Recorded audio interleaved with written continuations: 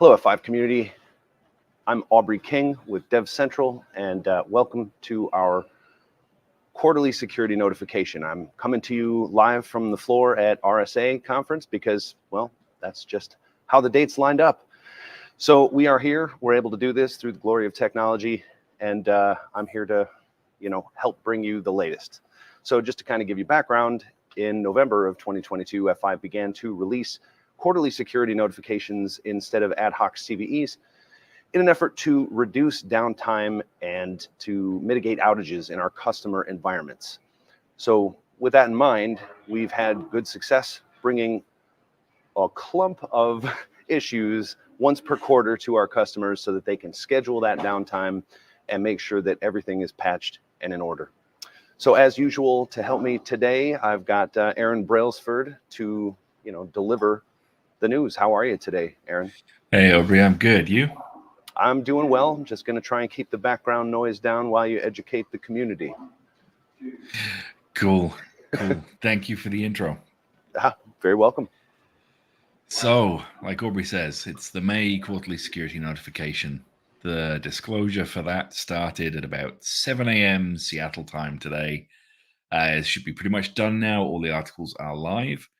Good news for everybody is that there are 0 critical severity issues disclosed. We have no criticals in this QSN. Always welcome news. We do have 6 vulnerabilities that were reported to us by external security researchers. And we have impact across most of our products, I think. Big IP customers, any Next customers, Next Central Manager, SPK and CNF. APM Edge clients have one thing in there, and Nginx App Protect WAF. The date for our next QSN, as always, we disclose with this QSN. So next QSN will be August 14th. Mark your calendars for that date. So we'll break those issues down just a little.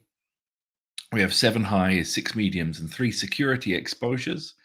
Remember, security exposures are bugs that impact the confidentiality, integrity, or availability of systems or information behind the big IP or the F5 product, but don't impact the CIA of the F5 product itself. So think of a security control you apply on the big IP that should cause some requests to an HTTP virtual server to be blocked and some to be allowed. If that fails, that would be a security exposure for us because it impacts the security of the web servers behind the big IP, not the big IP itself. As always, I think that we've seen in all of our previous QSNs, most of these issues impact TMOS, but we do have 6 for big IP Next v20, and a couple for the other products there, and 1 for Nginx App Protect. These issues are pretty 50-50 split this time between control plane, so that is the management interface, the configuration utility for big IP, a Next Central Manager counts as control plane, and data plane. So we got 7 for data plane on big IP and 1 for Edge client, which I'm going to lump in with data plane because that is application traffic. As always, we recommend you install the latest releases. If you're on any of these releases, so these are the releases that came out most recently, you have all of the available fixes. I think there are a couple of issues that we disclosed that aren't fixed in version 15. Remember, currently version 15 goes end of technical support at the end of this year, so it is running out of lifetime. You should probably be looking to go to 16 or 17 as soon as possible. I would suggest 17. It has the longest lifetime. But if you're on 17.113 or 16.143, you have all of the available fixes. APM Edge Client 7246 is the most recently released Edge client. 17.113, 16.143, and 15.110.4 all include APM Edge Client 7246 in the ISO. So as long as you're updating your clients when you upgrade your big IPs, you'll be in a good place there. Next, SPK and CNF, latest releases. F5 OS, there's nothing actually in this QSN that affects F5 OS, but we're listing them anyway. 1.7 and 1.62. And Nginx App Protect WAF 5. So, as always, I've pulled out a few things that I wanted to highlight in the QSN that I think will drive the most questions. But if you're watching the live stream, feel free to pop your questions in the chat channels. We can try and answer them here. So we have 2 security exposures, 4 bug IDs, 4 reasons, that impact big IP. They are all to do with malformed HTTP requests being able to bypass certain security controls. In the case of the first issue there, the security controls are either the enforce RFC compliance option in the LTM HTTP profile or RFC compliancy checks in advanced WAF. And in the case of the second, it only impacts the enforce RFC compliance checkbox in LTM. And the reason we say that having those things turned on is a requirement to be impacted by this is that if you don't have them turned on, the big IP will behave exactly the same, but you haven't asked it to take any security action. So if you aren't enforcing RFC compliance, then it doesn't matter if a malformed request goes through the big IP because you didn't ask it to do anything. I've seen that cause some confusion in the past, like people saying, well, should we turn off the enforce RFC compliance box then so that we're no longer impacted by this thing? And the answer there is, well, you could, but then you would be turning off the security control. And remember that security control works in all of the situations except this specific circumstance. These are to do with malformed requests of specific malforms. And we're not going to disclose how you have to malform the request to bypass the security controls, because that would be telling attackers exactly what they need to do to exploit this. So even if you are on an impacted version, you're better off leaving that option turned on. You get 90% of the benefit with this one condition that might bypass it, and then upgrade to a fixed release. I've seen that confuse quite a few people in previous QSNs. And then we have one security exposure that is a signature bypass. I wanted to call this out because this sounds very bad and hugely impactful, but actually the likelihood is 99.9% of customers aren't going to be impacted by this. To be impacted, you need a large number of signatures assigned to your ASM policies. In testing, that means you need all of the system provider signatures and a number of custom attack signatures, or you could have most of the system provider signatures and even more custom attack signatures. If you don't meet those criteria, you almost certainly aren't impacted. Even if you do meet those criteria, you probably aren't impacted. And if you're using Big IP Advanced WAF, there's a Perl command. It's a one-liner. You can copy and paste and run on your Big IP, and it will tell you whether or not you have enough signature states on the box to run into this issue. That's all documented in the security advisory that we published today. If you're using Nginx App Protect and you can't update, and you wish to know if you're impacted, then reach out to support for that one. One last thing. This is not strictly related to this QSN. In fact, it's related to something that happened a little while ago.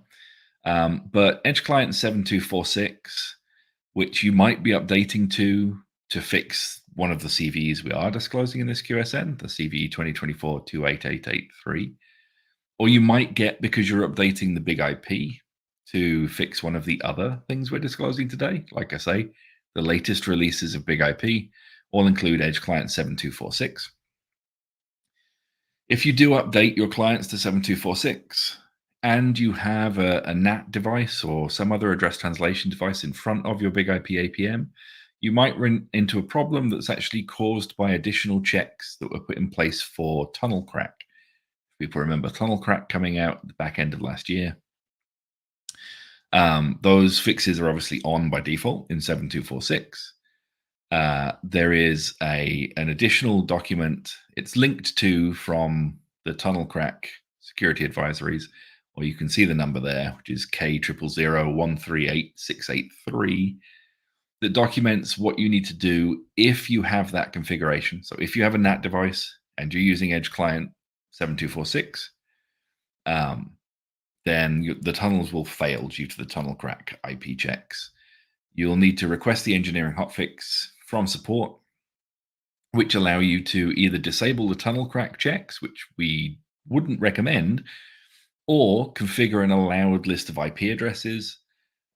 So you'd configure the external facing IP address of your how your APM is presented to your clients in the vpn.server IP list DB variable.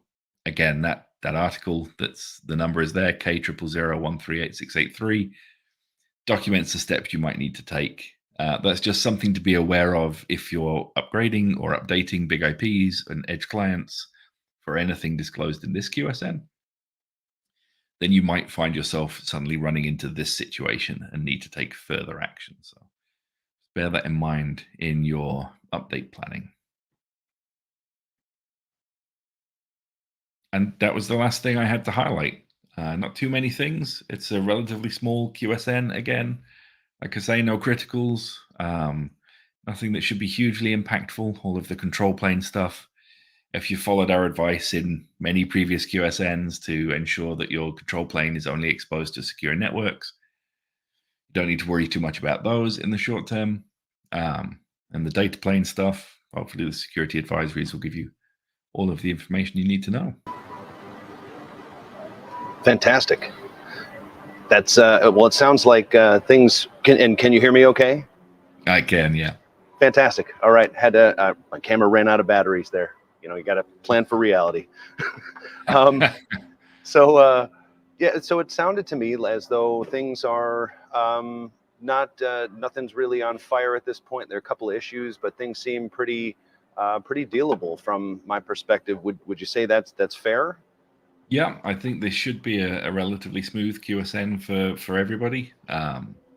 There's nothing in here that I think is going to drive a ton of like media attention, or that is going to be weaponized by attackers in any kind of short order.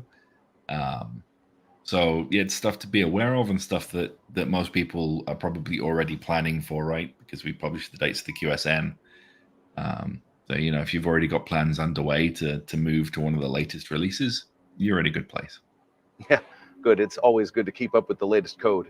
And I would like to add, of course, community, please, if you have questions, feel free to drop them in the chat. We will get to them. We do have one in there from Josh. Josh, how you doing? Good to hear from you.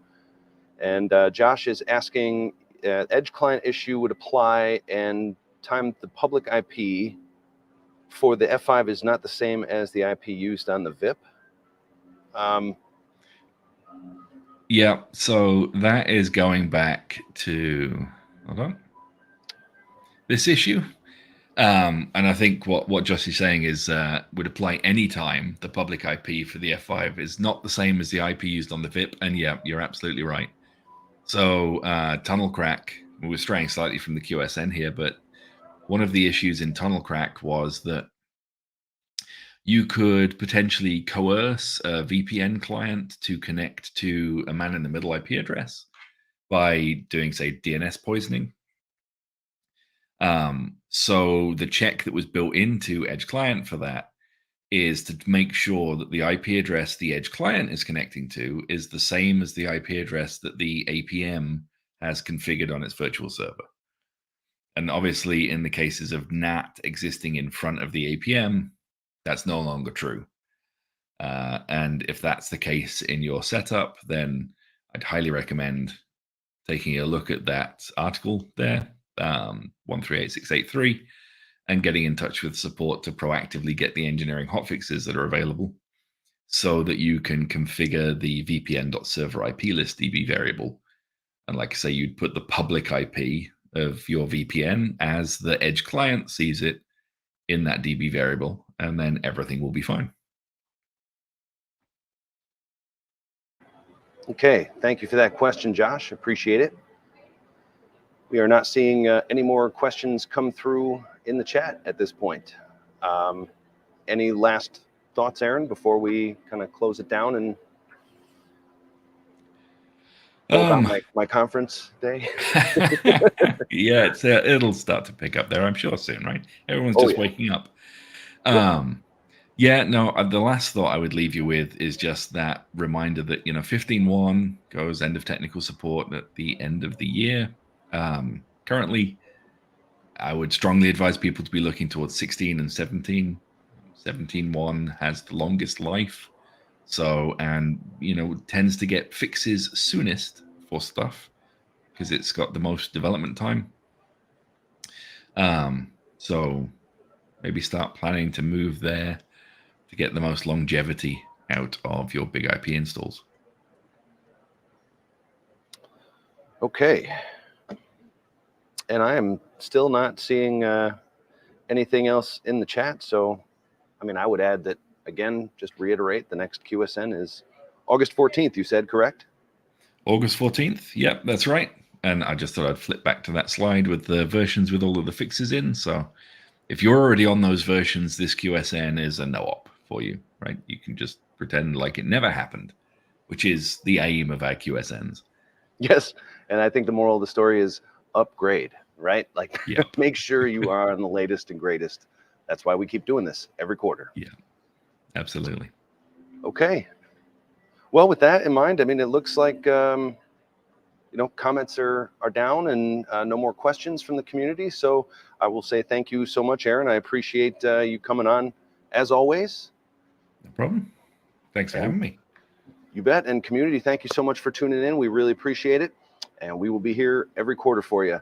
Also, of course, if you are here in San Francisco, please stop down at Moscone and come see me at RSA. Maybe take a selfie or something. Thanks, community. We'll see you again next time.